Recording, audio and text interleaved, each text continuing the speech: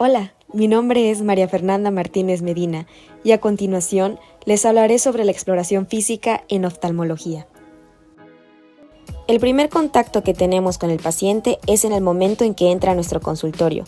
En este momento podemos evaluar varias cosas, por ejemplo, el estado de conciencia, la marcha, hábitos exteriores, fase, actitud, postura e imagen.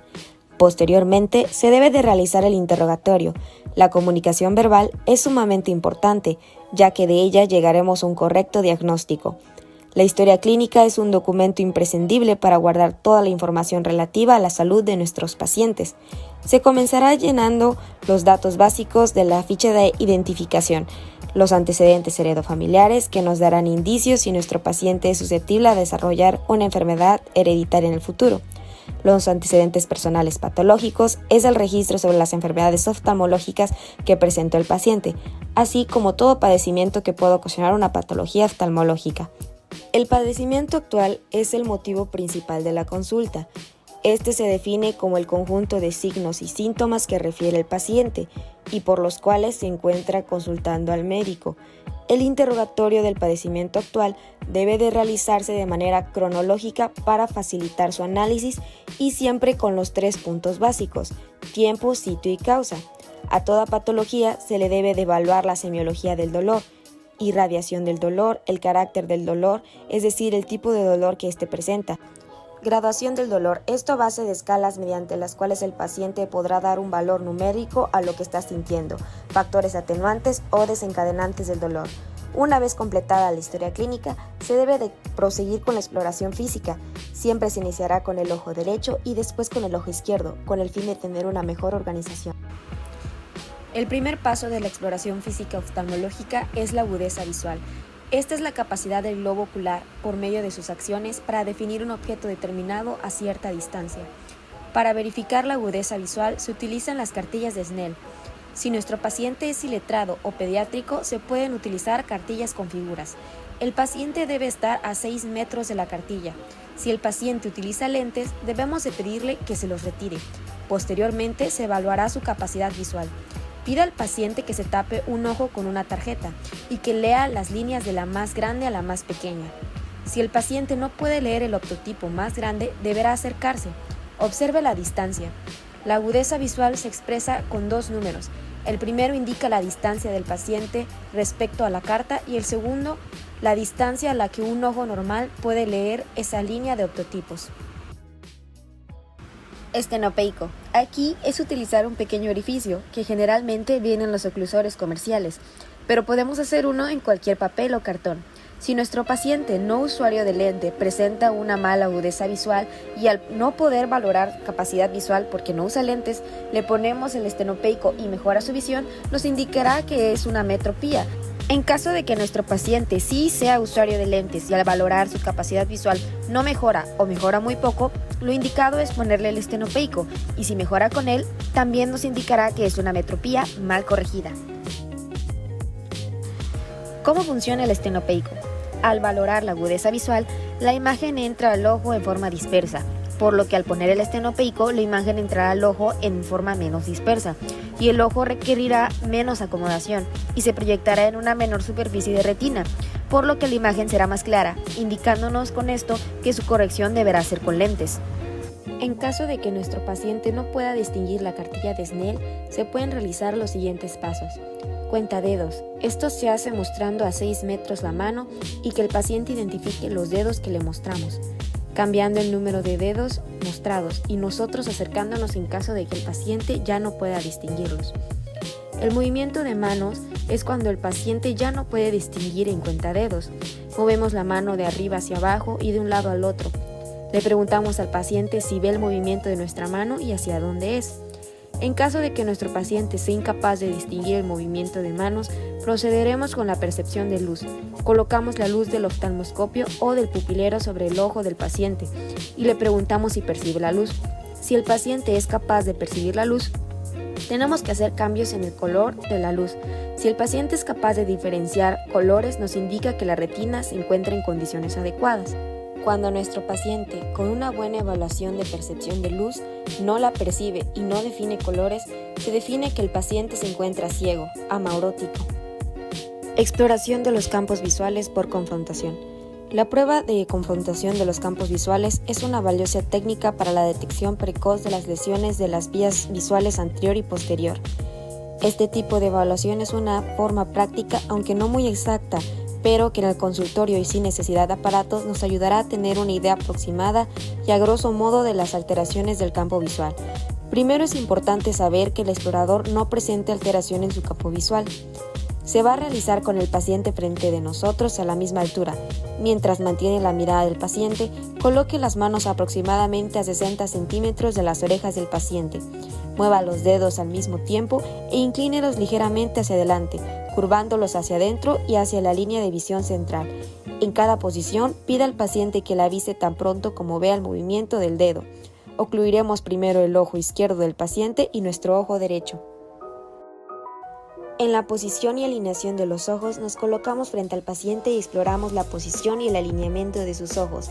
En el caso de nuestra paciente, observamos una desviación interna del ojo derecho hacia nasal, una esotropía o estrabismo convergente.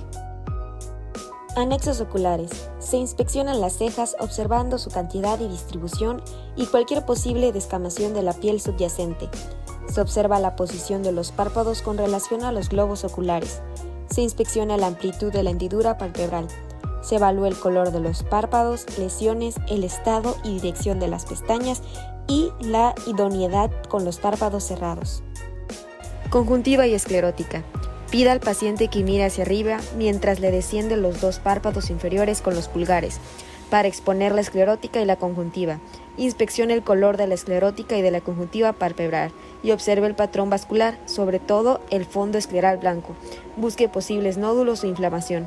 Si necesita una visión más amplia del ojo, apoye el pulgar y el índice sobre los huesos de los pómulos y de las cejas respectivamente y separe los párpados. Pida al paciente que mire a cada lado y hacia abajo. A la hora de evaluar las pupilas, se debe de inspeccionar el tamaño, la forma y la simetría de las pupilas, si son grandes, pequeñas o desiguales. Posteriormente se evalúan los reflejos pupilares. Compruebe el reflejo fotomotor pupilar. Pida al paciente que mire a lo lejos e ilumine oblicuamente cada pupila de manera sucesiva con una luz brillante. La mirada remota y la iluminación oblicua ayudan a impedir el reflejo de cerca. Se busca el reflejo directo, que es la constricción pupilar del mismo ojo, el reflejo consensual, que es la constricción pupilar del ojo contralateral. Oscurezca siempre la habitación. Por último, coloque un dedo o un lápiz a unos 10 centímetros de los ojos del paciente. Pida que mire de forma alternativa al objeto y a la lejanía, y se debe de buscar la constricción pupilar con el esfuerzo para la visión cercana. Para explorar los 6 movimientos extraoculares, pida al paciente que siga su dedo o un lápiz mientras lo va desplazando en las 6 direcciones cardinales de la mirada. Trace una H amplia en el aire y lleve la mirada del paciente hacia el extremo derecho, hacia la derecha y arriba, hacia la derecha y abajo. Luego, sin hacer ninguna pausa en el centro, hasta el extremo izquierdo, hacia la izquierda y arriba, hacia la izquierda y abajo. Haga una pausa durante la mirada hacia arriba y al lado para detectar si hay nistagmus. Por último, compruebe la convergencia. Pida al paciente que siga su dedo o el lápiz mientras lo desplaza hacia el puente de la nariz. Los ojos convergentes normalmente siguen al objeto hasta que se encuentra a unos 5 centímetros o a 8 centímetros de la nariz. Técnica para explorar el fondo de ojo con oftalmoscopio directo. Oscurezca la habitación, encienda la luz del oftalmoscopio y gire el disco de la lente hasta que vea el haz grande y redondo de luz blanca. Ilumines el dorso de la mano para comprobar el tipo de luz y el brillo deseado. Gire el disco de la lente hasta 0 dioptrías. Con este ajuste la lente no converge ni diverge en la luz. Mantenga el dedo sobre el borde del disco para poder girarlo y enfocar la lente cuando explore el fondo de ojo. Sujete el oftalmoscopio con la mano derecha para explorar con su ojo derecho el ojo derecho del paciente y con la mano izquierda para explorar con su ojo izquierdo el ojo izquierdo del paciente. Así no le estorbará la nariz del paciente y dispondrá de más movilidad, así como de un campo de visión más cercano para visualizar el fondo. Compruebe que puede ver con claridad a través de la abertura. Pida al paciente que mire ligeramente hacia arriba por encima de su hombro, a un punto situado en la pared. Colóquese a unos 40 centímetros del paciente con una angulación de 15 grados lateral a la línea de visión del enfermo. Dirija el haz de luz a la pupila y busque el brillo naranja en la pupila o reflejo rojo. Observe cualquier opacidad que interrumpa el reflejo rojo.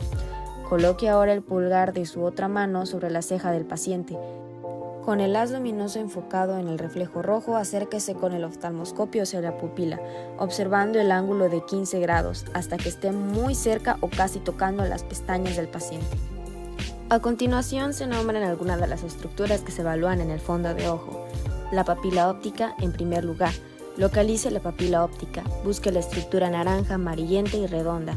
Si al principio no la ve, siga uno de los vasos sanguíneos hasta el centro. Puede saber cuál es la dirección central observando los ángulos de ramificación de los vasos. El vaso se va agrandando en cada confluencia de las ramas a medida que se acerca a la pupila. Ahora enfoque nítidamente la papila óptica regulando la lente del oftalmoscopio.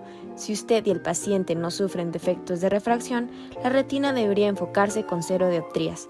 Si las estructuras aparecen borrosas, gire el disco de la lente hasta que se encuentre el enfoque más nítido. Inspeccione la papila óptica. Observe las siguientes características: nitidez o claridad del contorno de la papila. La porción nasal del borde papilar puede estar algo borrosa en condiciones normales. Se debe de evaluar el color de la papila, que suele ser naranja amarillento o rosado cremoso. Se evalúa el tamaño de la excavación fisiológica central. Suele ser blanca amarillenta. El diámetro horizontal en general es menor que la mitad del diámetro horizontal de la papila. Se debe de hacer una comparación de simetría de los ojos y hallazgos en el fondo de ojo. La detección del papiledema se debe de realizar. El papiledema se refiere a la tumefacción de la papila óptica y a la protrusión anterior de la excavación fisiológica. Explora el fondo de ojo en busca de pulsaciones venosas espontáneas, variaciones rítmicas en el calibre de las venas retinianas a medida que atraviesan el fondo, presentes en el 90% de las personas sanas. Inspeccione la retina incluyendo las arterias y las venas que se extienden hacia la periferia, los cruces arteriovenosos, la fovea y la mácula. Distinga las arterias de las venas basándose en las siguientes características. Siga los vasos hacia la periferia en cada una de las 4 direcciones, observando sus tamaños relativos y las características de los cruces arteriovenosos. Identifique cualquier lesión de la retina circundante y observe su tamaño, forma, color y distribución. Cuando explore la retina, mueve la cabeza y el oftalmoscopio como una unidad, utilizando la pupila del paciente como punto imaginario de apoyo. Al principio puede perder la visión de la retina porque la luz se saldrá de la pupila. Las lesiones de la retina pueden medirse en función de los diámetros papilares con respecto a la papila óptica. Inspeccione la fovea y la mácula circundante. Busque opacidades en el cuerpo vítreo o el cristalino. Lámpara de hendidura. La iluminación directa con sección óptica es una técnica de iluminación con la lámpara de hendidura que permite realizar un corte transversal de luz, la sección óptica, sobre las distintas estructuras transparentes del polo anterior del ojo. Con ella podemos evaluar la película lagrimal, línea epitelial, la línea de Bowman, el estroma y la línea endotelial.